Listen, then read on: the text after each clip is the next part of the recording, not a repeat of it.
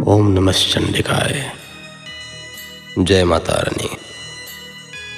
आप सुन रहे हैं श्री दुर्गा सप्तशती।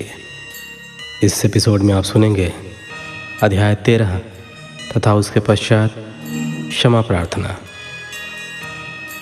त्रयोदश अध्याय। ऋषि कहते हैं, राजन, इस प्रकार मैंने तुमसे देवी के उत्तम महात्म्य का वर्णन किया। जो इस जगत को धारण करती हैं उन देवी का ऐसा ही प्रभाव है। वे ही विद्या उत्पन्न करती हैं।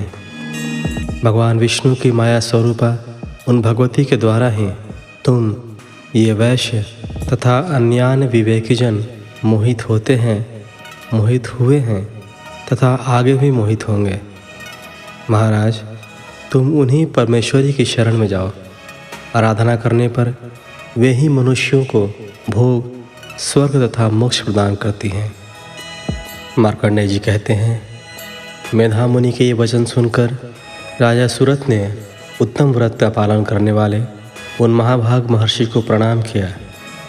वे अत्यंत ममता और राज्यापहरण से बहुत खिन्न हो चुके थे। महामुने, इसलिए विरक्त होकर वे राजा तथा वैश्य तत्काल तपस्या को चले गए और वे जगदम्बा के दर्शन के लिए नदी के तट पर रहकर तपस्या करने लगे। वे वैश्य उत्तम देवी सूक्त का जप करते हुए तपस्या में प्रवृत्त हुए। वे दोनों नदी के तट पर देवी की मिट्टी की मूर्ति बनाकर पुष्प, धूप और हवन आदि के द्वारा उनकी आराधना करने लगे। उन्होंने पहले तो आहार को धीरे धीरे कम किया, फिर बिल्कुल निराहार रहकर देवी में ही मन लगाए एकाग्रता पूर्वक उनका चिंतन आरंभ किया। वे दोनों अपने शरीर के रक्त से प्रोक्षित बलि देते हुए लगातार 3 वर्ष तक संयम पूर्वक आराधना करते रहे। इस पर प्रसन्न होकर जगत को धारण करने वाली चंडिका देवी ने प्रत्यक्ष दर्शन देकर कहा।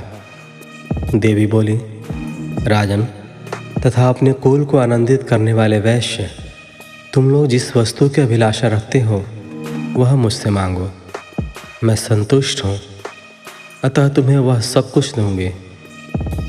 मार्कंडेय जी कहते हैं, तब राजा ने दूसरे जन्म में नष्ट न होने वाला राज्य मांगा तथा इस जन्म में भी शत्रुओं की सेना को बलपूर्वक नष्ट करके पुनः अपना राज्य प्राप्त कर लेने का वरदान मांगा। वैश्य का चित्त संसार की ओर से खिन्न एवं विरक्त हो चुका था और वे बड़े बुद्धिमान थे, अतः उस समय उन्होंने तो ममता और अहंता रूप आसक्ति का नाश करने वाला ज्ञान मांगा। देवी बोली, राजन, तुम थोड़े ही दिनों में शत्रुओं को मारकर अपना राज्य प्राप्त कर लोगे। अब वहाँ तुम्हारा राज्य स्थिर रहेगा। फिर मृत्यु के पश्चात तुम भगवान विवस्वान के अंश से जन्म लेकर इस पृथ्वी पर सावर्णिक मनु के नाम से विख्यात होगे।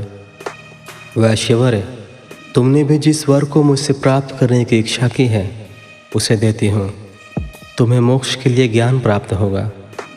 मार्कंडेय जी कहते हैं, इस प्रकार उन दोनों को मनवांछित वरदान देकर तथा उनके द्वारा भक्तिपूर्वक अपनी स्तुति सुनकर देवी अंबिका तत्काल अंतर्धान हो गई। इस तरह देवी से वरदान पाकर क्षत्रियों में श्रेष्ठ सूरत सूर्य से जन्म ले सावर्णी नामक मनु होंगे। इस प्रकार 13वें अध्याय के साथ श्री दुर्गा सप्तशती पाठ संपूर्ण हुआ। श्री दुर्गा सप्तशती पाठ के संपूर्ण होने के पश्चात क्षमा प्रार्थना का विधान होता है। तो आगे हम सभी देवी माँ से क्षमा प्रार्थना करेंगे।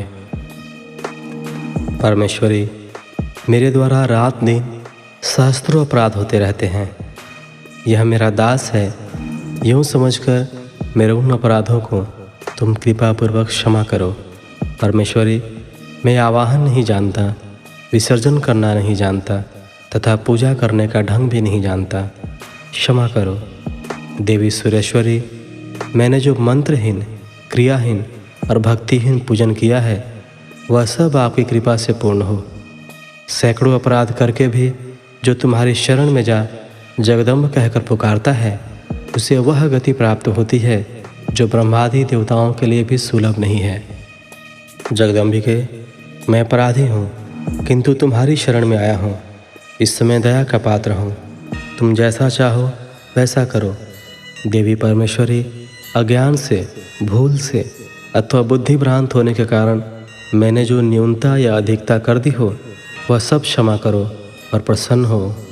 सच्चिदानंद स्वरूपा परमेश्वरी, जगत माता कामेश्वरी, तुम प्रेम पूर्वक मेरी यह पूजा स्वीकार करो और मुझ पर प्रसन्न रहो। देवी सुरेश्वरी, तुम गोपनीय से भी गोपनीय वस्तु की रक्षा करने वाली हो। मेरे निवेदन किए हुए इस जप को ग्रहण करो, तुम्हारी कृपा से मुझे सिद्धि प्राप्त हो। इस प्रकार क्षमा प्रार्थना कर देवी के चरणों में साष्टांग प्रणाम करें। तत्पश्चात आरती करें।